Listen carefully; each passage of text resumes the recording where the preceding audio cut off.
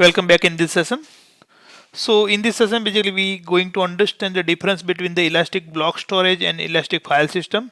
So this is very small topic, but let's have a look how it's differ from the each other. So both are the EC2 instance storage system. So let's try to understand the EBS first. So how EBS storage is working. So EBS basically you can create a EBS volume and it basically attached to your EC2 instance, and EBS basically attached with the single EBS can attach with the single EC2 instance, and basically it's tightly coupled with the availability zone. So one EBS in the particular availability zone can attach the same instance deploy in the same availability zone.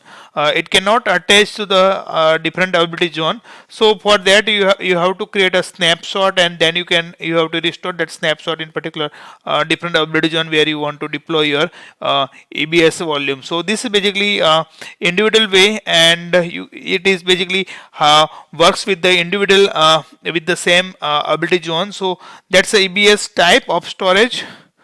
Let's move with the EFS. So EFS can attach with the multiple availability zone. So at a single time, EFS can attach with the multiple availability zone EC2 instance, and can be thousands of EC2 instance. So basically EFS is highly scalable with the network file system. So one can attach with the multiple availability zone with the deploy with the different EC2 instance. So EBS volume, if you see, the EBS volume can be attached to only one instance at a time. It's locked to the availability zone.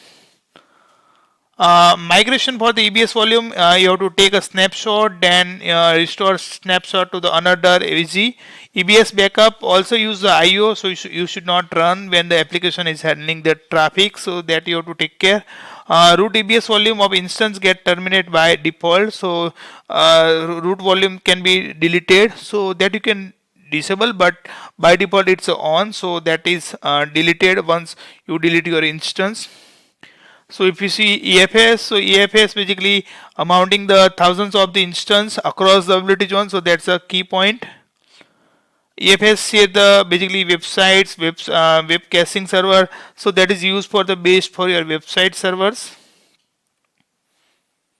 Only use the Linux instance, so that is a POSIX based file system basically used. So Linux only supports, so Windows cannot use the EFS. That's a limitation for the EFS.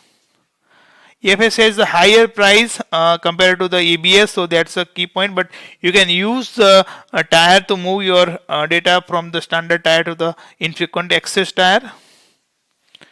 And EFS leverage the that's the same. EFS leverage the EFS infrequent access for the cost saving. So there is a lifecycle management where you can configure the your data move to the one storage to the another storage.